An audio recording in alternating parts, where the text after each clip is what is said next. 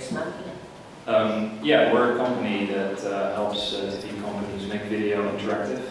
We've had a fair share of success in delivering apps that you can use, for instance, to interact with talent shows, game shows, sports, news, basically all sorts of non-scripted content, and we do that around the world. And where are you based? Our headquarters in Amsterdam, in the Netherlands. Very good. And what position are you defending today? My position that I'm defending is why turn your show or channel into an app if Facebook will own it all anyway.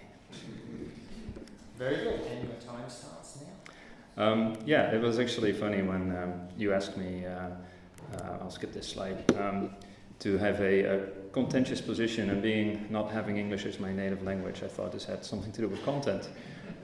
So very rich in content.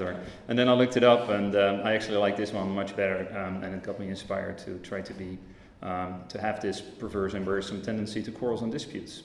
So I hope to have some people not like what I say. Yeah, so this is what we discussed. I first wanted to briefly mention how big Facebook has gone with regards to video over the past few years, by comparing it to YouTube, which of course is massive. It's a behemoth in online video. But what you clearly see is that people who watch video on Facebook are not just watching it, they're quite engaged with it. They like, they share, they comment. Also, media companies have embraced Facebook much more than they have YouTube.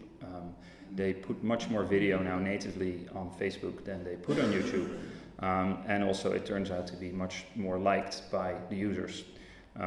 So I think that's the kind of video that we all watch every day. Little clips, viral snippets, Trump debating himself, those kind of things.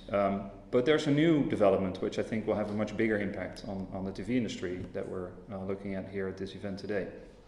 I think Facebook Live is going to have a massive impact. And these are some texts that were taken from an article that Wired wrote recently.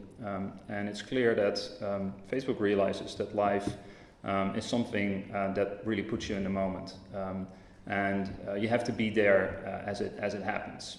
It's not like the traditional news feed that you could just casually browse and every now and then something interesting would pop up. If you find something there which captivates you, if it's live, you keep watching it. So all of a sudden, instead of having short clips, you may find yourself watching 30 minutes, an hour. So obviously this is not the domain we traditionally identify Facebook with. Another thing that Facebook is much more focused on than other online streaming solutions on the market, and is very, very rapidly developing, is the idea to have not just video pushed out live, but to interact with the audience. This was baked in from almost the beginning, and they're very rapidly expanding in that space. Also, the non-live video that Facebook has is already very engaging, and they reported themselves that the live video is even 10 times more engaging than their non-live video. So they really do something right there. And also, very interesting, this is not formally confirmed, but there are a lot of stories that Facebook is actually starting to pay specific content owners, talents, etc., to start streaming live on Facebook exclusively. So if we continue this thought, that is very interesting. They've never done this with news, they've never done this with all other sorts of content. So, there are still some niches left, we thought, that Facebook wasn't really using this, niches like esports or game streaming, but just yesterday, this is what Facebook announced, they're going to stream games as well. So now you don't have to leave Facebook anymore if you want to have Blizzard games. It's going to be baked into future Blizzard games as well. So Facebook is really on a roll here. And if you look at it, again from a contentious position, to TV companies, if you look at Facebook, why would you still make apps? Why would you still invest? Why would you still have a digital transformation that you're probably in the middle of, or that you're reevaluating? And you can now leave it all to Facebook. They do everything for you. They can distribute all of your video. They know best who your audience is. They can help you have the best visibility and presence online. You don't need to invest in your own apps or sites anymore. they can do advertising in and around your content. So you don't need to worry about that. You can fire a whole lot of people. They collect all the data on usage and behavior. So you have a nice shiny dashboard that shows a bit of stats. They have 100 times more than you have access to, of course. And they manage all the interactivity around your content. So that was my point for it. Thank you. Thank you. So what can, 13 seconds, well done, 13 seconds under the wire. So one of the things that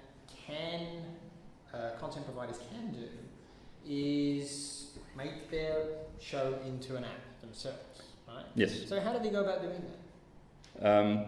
Well, I think obviously what you want to do, it pains me to see some of these developments, to be honest, because I think there's so much quality content out there and it's not being turned into a digital property correctly. And of course there's a big difference in scripted content and drama and things like that, which lend themselves very well for a completely online proposition where interactivity, where second screen is a very unnatural fit in many cases. But when you have content that is engaging, that is that calls for interactivity, there's very little going on that is really interesting at this time. It's all still pretty straightforward. It's basically retrofitting interactivity on existing formats, on existing shows, which works well. And we do The Voice in 15 countries around the world, and we see phenomenal success when we launch an app. But it makes a lot of sense to do an app for The Voice. And in fact, the show The Voice was, although it's a modern talent show, it was invented as a traditional show, and then later interactivity was added to it.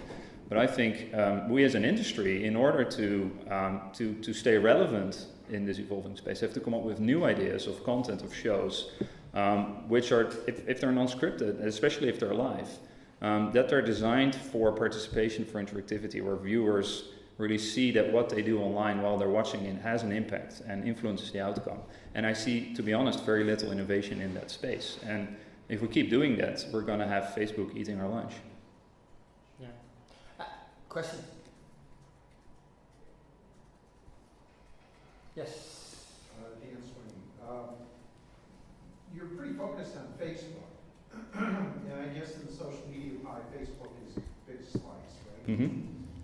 But what about the other ones? I mean, Twitter's racing after this, right? Yes. Well, there's others too. Yeah. I think Snapchat, I think right now only Facebook and Snapchat are really doing a good job. They are evolving much quicker than all the others. I think Twitter is very interesting for the conversation around it, but they haven't really figured out how to... They were the leaders in the past when it comes to interactivity, unstructured interactivity with and around TV shows. But I think a lot of people are seeing is that structured forms of interactivity make more sense. And that's what Facebook and Snapchat are doing better. And I think also YouTube very much needs to innovate in order to stay relevant.